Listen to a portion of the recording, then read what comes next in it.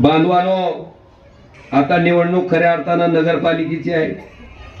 नगरपालिकेची निवडणूक त्या ठिकाणी लागल्याच्या नंतर आपल्या सगळ्याला माहिती आहे, मागच्या 4 ते 5 वर्षापासून धाराशिव नगरपालिकेमध्ये प्रशासकाचं राज्य आहे.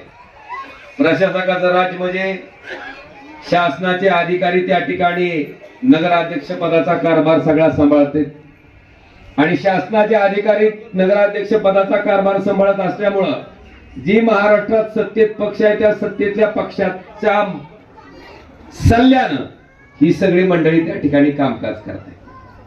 आपल्या सगळ्याला सांगायचंय की सत्ताधारी मंडळीची गंमत काय चालली माहिती आहे का? जसं ही सरकार आलं तसं जिल्हा नियोजन समितीच्या किती कोटीचं होतं? 300 नाही, जिल्हा नियोजन समिती 340 कोटीच्या निधीला मंजुरी दिली आम्ही सगळ्यांनी.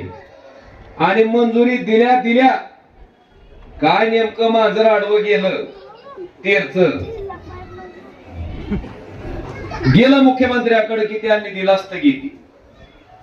बघा, पालकमंत्री सत्तेतली, मंजुरी सत्तेतल्याच माणसानं दिली.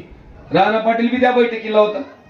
पण गेलं मुख्यमंत्र्याकडे. मला राणा पाटलाला विचारायचंय, बाबा रे, आम्ही 2.5 वर्ष त्या ठिकाणी सरकारमध्ये होतो, उद्धव साहेब ठाकरे मुख्यमंत्री होते, त्या 2.5 वर्षात 1 रुपयाच्या कामाला तरी स्थगिती कधी दिली का हो?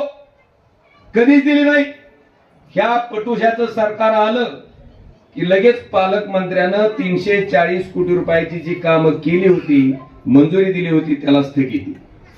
आता पालकमंत्र्याला त्याच्या कामाला स्थगिती दिली की पालकमंत्र्याचं टकोर फिरलं की त्यानं हे जे 140 कोटीच्या टेंडरच्या कामाला स्थगिती. आता सत्तेत कोण आहेत? दोघं बी. आम्ही कुठं आहो? विरोधात. आणि आमच्या नावानं बोंब ठोकायला लागली ती. अरे बाबा, तुम्ही तुमच्या दोघांच्या भांडणात सगळं वाट लावलंय. तुम्ही तुमच्या, आणि ही सिद्ध झालंय. पालकमंत्र्याचं स्टेटमेंट आहे, तुमच्या व्हिडिओ रेकॉर्डिंग मध्ये स्पष्टपणे सांगितलंय की राणा पाटलांनी मुख्यमंत्र्याकडे तक्रार केली म्हणून निधीला स्थगिती मिळाली.